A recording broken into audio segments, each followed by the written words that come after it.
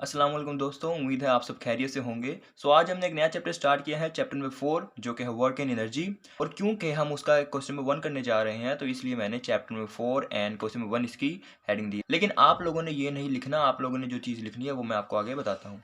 आज का जो हमारा क्वेश्चन नंबर 1 है वो है ग्रेविटेशनल फील्ड के बारे में। अब ये सवाल दो तरीके से पूछा जाता है। ओके, जो सवाल पूछने का जो पहला मेथड है वो ये है कि वो इस तरह से सवाल पूछता है कि what is gravitational field and show that gravitational field is a conservative field. ये फर्स्ट वे हो गया।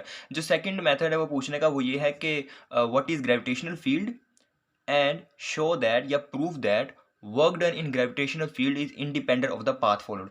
दोनों सवाल का जो आंसर है वो सेम ही है। एंड अब देखते हैं इसको लिखना किस तरीके है। सबसे पहले आपको पता है एज यूजुअल हम क्या करेंगे, जो हमारे पास क्वेश्चन है उसकी हेडिंग देंगे ग्रेविटेशनल फील्ड। तो सबसे पहले हम इसकी डेफिनेशन लिखेंगे एंड डेफिनेशन जो है वो बुक में भी अवेलेबल है और यहाँ पे भी आप लोग दे सकते हैं।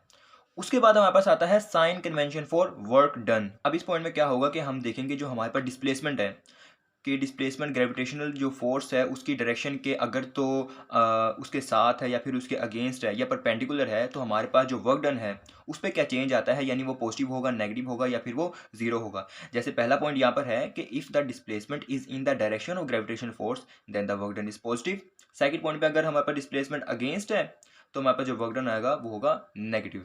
टोटल इसके 3 पॉइंट है। तीसरा पॉइंट क्या होता है कि अगर हमारे पास डिस्प्लेसमेंट परपेंडिकुलर है ग्रेविटेशन फोर्स के, सॉरी जो हमारे पास डिस्प्लेसमेंट है वो ग्रेविटेशन फोर्स की डायरेक्शन के परपेंडिकुलर है, सो वर्क डन क्या होगा, जीरो। अब हमारे पास आता है work done in gravitational field. इसकी हेडिंग देंगे वर्क डन ग्रेविटेशनल फील्ड क्या होता है। ओके, सो इसमें मैंने 3 पॉइंट्स बनाए हैं। पहला पॉइंट क्या कहता है कि let us consider a body of mass m, एक बॉडी है जिसका मास m है। तो सेकंड पॉइंट में हम बताते हैं उस बॉडी को हमने क्या किया कि ए से बी तक, यानी कि पॉइंट ए से पॉइंट बी तक उसे डिफरेंट पाथ्स के साथ क्या किया, डिस्प्लेस किया। थर्ड पॉइंट में बताते हैं कि ग्रेविटेशन फोर्स जो है जो कि बॉडी के ऊपर एक्ट कर रही है वो इसके इक्वल है। एंड देन उसके बाद हम ये जो पाथ वाला ग्राफ है ये ड्रॉ कर देंगे।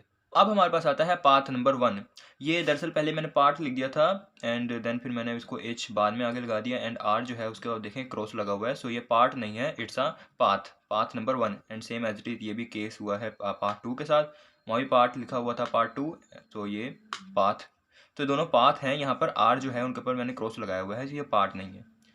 पाथ 1 क्या है, पाथ 1 है work done along path A D B. इसको आप किसी भी तरीके से लिख दें, इस सारे को आप ब्लू से लिख दें या फिर सिंपल आप पाथ 1 लिख दें ये रहने दें, या फिर ये लिख दें ये रहने दें।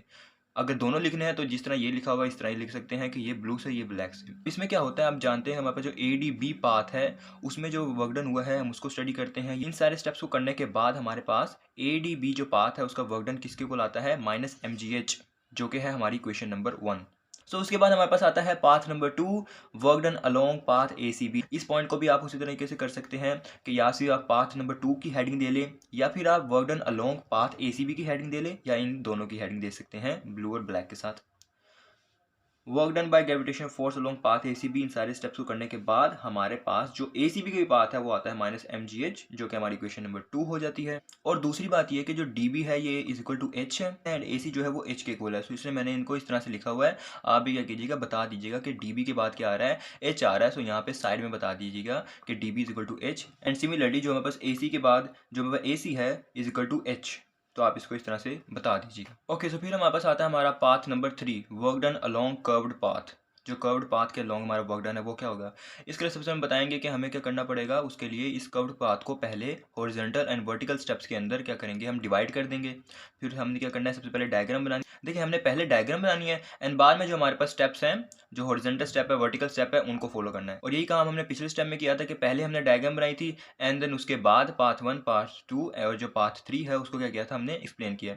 सो इस तरह हमने पहले क्या करना है कि इसकी कर्व्ड पाथ की जो हमारे पास डायग्राम है वो बनाएंगे और डायग्राम बनाने के बाद हमने क्या करना है, जो हमारे पास हॉरिजॉन्टल स्टेप्स हैं उनके अलोंग जो वर्क डन है उसकी हेडिंग देंगे work done along horizontal steps. अब इस पॉइंट की जो हेडिंग है वो आप चाहें तो 605 मार्कर से दे सकते हैं या 604 मार्कर से भी दे सकते हैं। मैंने 5 से दी है, सो आप जिसे चाहे मर्जी दे सकते हैं, इट्स योर चॉइस। सो क्योंकि जो एम जी है वो इस perpendicular to the displacement, so there is no work done, so W H जो है वो 0 के इक्वल है। फिर हमारे पास आता है work done along vertical steps. ये सारे स्टेप्स फॉलो करने के बाद हमारे पास जो work done along vertical step आता है वो आता है माइनस एम जी एच। फिर हम बताएंगे कि जो work done along the curved path के अलोंग वर्क डन क्या था कि W A B is equal to W H V. इन दोनों की वैल्यू पुट करने के बाद हमारे पास जो पाथ ए बी है कर्व्ड पाथ, उसका भी वर्क डन आ जाएगा माइनस एम जी एच, जो कि होगी हमारी थर्ड इक्वेशन। अब यहाँ से मेरी बात ध्यान से सुनिएगा। अगर तो वो आपसे ये सवाल पूछता है कि work done is independent of the path followed, तो यहाँ पे आपने क्या करना है, सिंपली लिखना है कि फ्रॉम इक्वेशन 1, 2 एंड 3 इन तीनों इक्वेशन से हमें पता चलता है कि work done in the earth's gravitation field is independent of the path followed. और उसके आगे एक स्टेप है वो मैं बाद में बताता हूँ।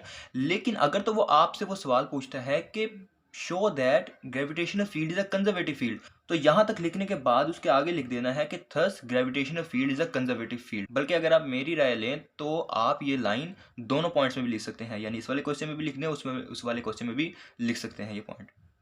सो क्वेश्चन ऑलमोस्ट कंप्लीट हो गया है, बस ये लास्ट स्टेप रह गया है। हमने क्या कहना है कि एडीबी पाथ के अलोंग जो वर्क डन था, एसीबी पाथ के अलोंग जो वर्क डन था और एबी पाथ के अलोंग जो वर्क डन था, वो तीनों माइनस mgh के इक्वल थे। सो अब बात करते हैं मार्कर्स की। 3 मार्कर मैंने यूज़ की हैं, 605 ब्लू, 605 ब्लैक एंड 604 ब्लू। सो ये थी आज की वीडियो। अगली वीडियो में मुलाकात होगी। Till then take care and अल्लाह हाफिज़।